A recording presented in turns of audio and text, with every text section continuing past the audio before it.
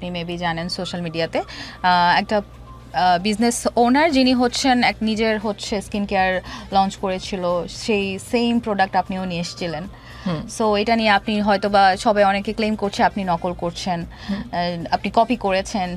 ওই জিনিসটা কেন? আপনার কাছে সাকসেসের ডেফিনিশন কি? Mental piece.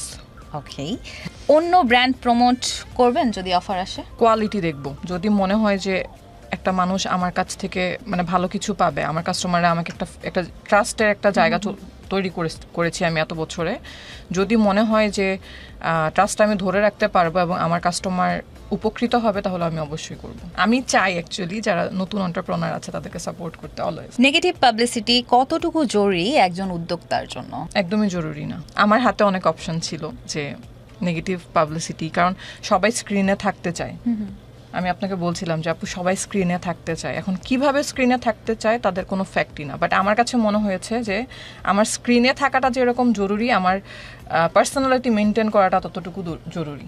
আমাকে মানুষ রেসপেক্ট করবে সেটা আমার জন্য জরুরি বেশি। কি কি কোয়ালিটিস থাকা লাগে একজন ভালো এন্টারপ্রেনার হতে হলে? হার্ড ওয়ার্কিং, ভেঙে পড়া যাবে না কখনো, নিজেকে কারো কাছ থেকে ছোট মনে করা যাবে না। আপনার কম্পিটিটরস কারা? আমি কাউকে কম্পিটিটর মনে করি না, আমার কম্পিটিটর আমি নিজে।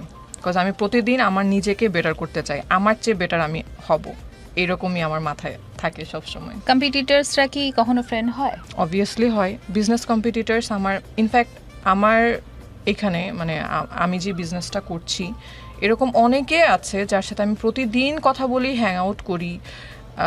একদমই তখন আমরা বিজনেস রিলেটেড কোনো কথাই বলি না, ঠিক আছে, জাস্ট মজা লাগে, সবার সাথে কথাবার্তা বলি। পার্সোনালি ফ্রেন্ডশিপ আছে আমার, সবার সাথে ভালো রিলেশন আছে। একটা জিনিস লক্ষ্য করা গিয়েছে, অন্য আরেকটি বিজনেস ওনার যে প্রোডাক্ট নিয়ে আসে তার কিছুদিন পরে আপনার পেজে সেই প্রোডাক্টটি পাওয়া যায়, সেটা কেন? সেটা কি কোনো স্ট্র্যাটেজি? না, এটা কোনো স্ট্র্যাটেজি না। আবার তাদেরকেও বলা হয় যে আমার প্রোডাক্ট তারা কপি করে।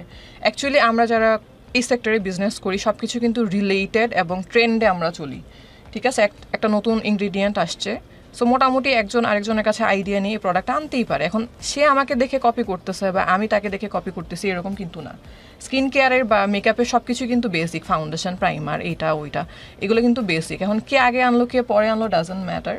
আমার কাছে মনে হয় না যে আমি কাউকে কপি করছি বা সে আমাকে কপি করছে। কাস্টমার যেটা চায় আমরা বিজনেস ওনাররা সেটাই আসলে নিয়ে আসি, এবং মনে হয় যে আমার কাস্টমাররা এটা পেলে খুশি হবে, সো ওইভাবে আসলে প্রোডাক্টগুলো নিয়ে আসা হয়। আচ্ছা, না এমনিতেও একটা জিনিস লক্ষ্য করা গিয়েছে, এটা নিয়ে অনেক কথাবার্তাও হয়েছিল, আপনি মেবি জানেন সোশ্যাল মিডিয়াতে একটা বিজনেস ওনার যিনি হচ্ছেন নিজের হচ্ছে স্কিন কেয়ার লঞ্চ করেছিল, সেই সেম প্রোডাক্ট আপনিও নিয়ে এসেছিলেন। সো এটা নিয়ে আপনি হয়তো বা সবাই অনেকে ক্লেম করছে আপনি নকল করছেন, আপনি কপি করেছেন। ওই জিনিসটা কেন? একটা সেম প্রোডাক্ট অনেকেই আনতে পারে, যেমন সিরাম সবাই আনতে পারে।